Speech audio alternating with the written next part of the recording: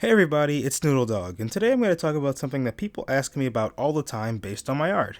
The question is, are you a furry? And the answer I give them is pretty straightforward. Yeah.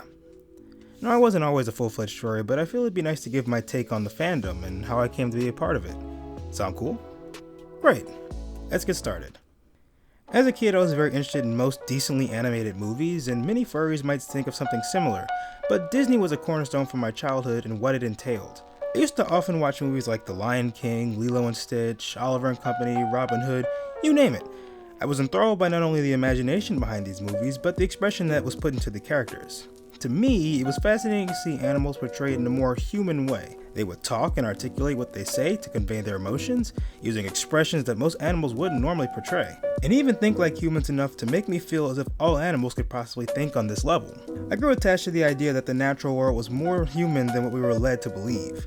Now, this isn't wholly the truth. Animals don't talk and articulate like humans do, but it gave me respect for the world around me from those days onward. As time went on, I grew more into video games though, not watching my collection of movies as often, and playing Smash Brothers and Super Mario was always the norm for me. I would eventually get myself a PlayStation 2, and from there, more characters were introduced into my life. I remember being a kid and playing games like Crash Bandicoot and Spyro. Those games brought what I loved about movies I used to watch and gave me a way to control the characters that I enjoyed so much. Now, these weren't my favorite games, mind you, but they should be mentioned. They did have some effect on me. When I had free time, I would often play my Game Boy Advance, and I would be attracted to another group of creatures that had a big effect on me: Pokemon. Now, I won't try to argue that Pokemon are anther characters or anything like that. Sometimes people do argue that, but some of the designs of the original 150 were pretty anthro looking. Nevertheless, it helped me nurture the respect I had for animals and their feelings. Pokemon felt like time investments, and I would always be enamored in the time spent with all my Pokemon and all the journeys that I had with them. And even to this day, I still play Pokemon with this mindset. It certainly helped out my transition. And then, I turned about 11 years old when I was introduced into a new fandom, which I have to admit was pretty instrumental in my furry journey: Sonic the Hedgehog. I was introduced to the series through the GameCube via the Sonic Mega Collection, where I found a huge liking for Sonic 3 and Knuckles. Seeing such a sassy and cool character made me see once again the amount of emotion animal characters could bring, and it prompted me to particularly like anthro characters in a more dedicated way. I'd buy Sonic Adventure 1 and 2 not too long after, and when the time came, I was playing Sonic Heroes with my cousins and their friends. It became something that connected me to others, and just satisfied me with all those really good memories. All of that soon became a love, and that love for all these things is what fostered all these ideas and thoughts that led me to actually eventually become an artist. I grew interested in portraying my feelings through characters, and in particular, my experiences made me portray my characters as anthropomorphic animals, and I began to love them really quickly. Fast forward a year or so later, and the internet only made things more accessible. I found DeviantArt for the first time through sites like Newgrounds. Sonic animations and fan games seemed to have led me to a site where furry art was pretty popular, and it only made me even more interested in the fandom and more interested in drawing. On chat sites, I'd meet people who were interested in the same things as me, and to this day I'm still friends with quite a few of them. It made me feel like I was far from alone, and the friends I made me feel normal in a world where I didn't really feel that way. Sure, the internet was a scary place, but the warmth I felt from people made it tolerable. Slowly I grew up, and as I did, I became more private about my interests for quite a while. I'd get into webcomics, but no one I knew was really into them.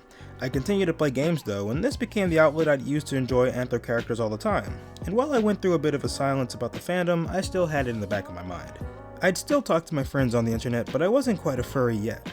In fact, in passing, I would actually try to push myself away from the fandom. My understanding of the furry fandom was a bit negative, and I wasn't educated enough to be mature about the subject. Nevertheless, I doodled characters, and kept sheets of paper with my characters that I still possess to this day. By the time high school finished up for me, I had been into the furry stuff for quite a while, but some parts of me still rejected what the fandom meant to me. I had trouble seeing myself fully with the title of furry. My parents weren't very into me being an artist in any context, and a good chunk of my friends weren't interested in the matter at all. And my online friends I didn't know in person. They were the only people that actually encouraged me. I felt lost, honestly. My close friends and my family were surely going to be negative or critical about things, and I didn't want to abandon what I cared about, so in that sense, I had to stay silent. I began moving from high school to college, and I was going into computer science. I was at the point where I felt I'd drop my association and move on to something and try to become normal. When I got to college though, I found friends that were not only interested in the same things I was into, but began to encourage me to be what I wanted in life. I knew I wasn't going to be a good programmer, at least as good as other people, and I always had a nagging feeling to follow my heart and what I wanted. I had to make a choice then. Do I follow my dreams and who I am as a person, or do I follow the way to please my family and others? It sounds obvious, but the choice wasn't very clear for me, at least that first semester. I suffered grade-wise, and I found that I wasn't the best college student starting out. And then I began to think back to what I really wanted in my life. I wanted my characters, and I wanted to be happy with what I did. After passing my first art class, and passing it well, I should say, I pushed away from what I was doing and made it my choice to become an artist and take my character development seriously.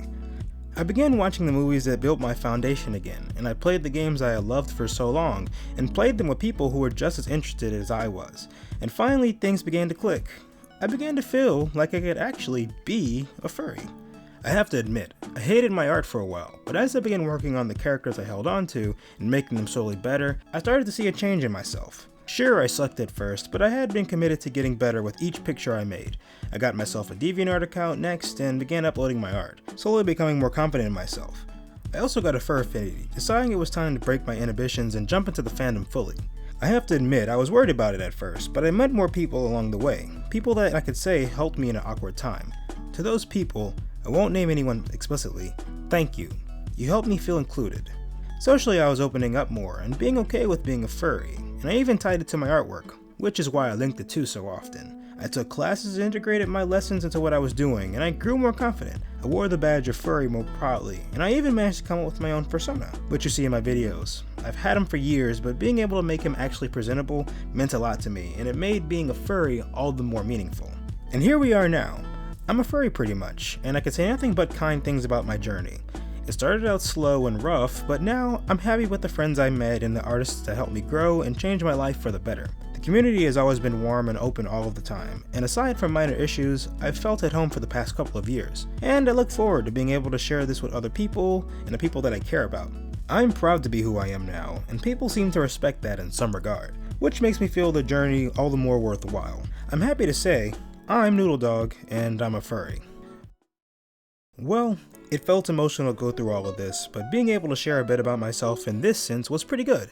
I haven't been able to open up about this, but being able to do this will probably give people some insight and make me feel a little bit more happy about my decision. Thank you all for watching. If you have questions for me, comment, and I'll see about responding to them via video.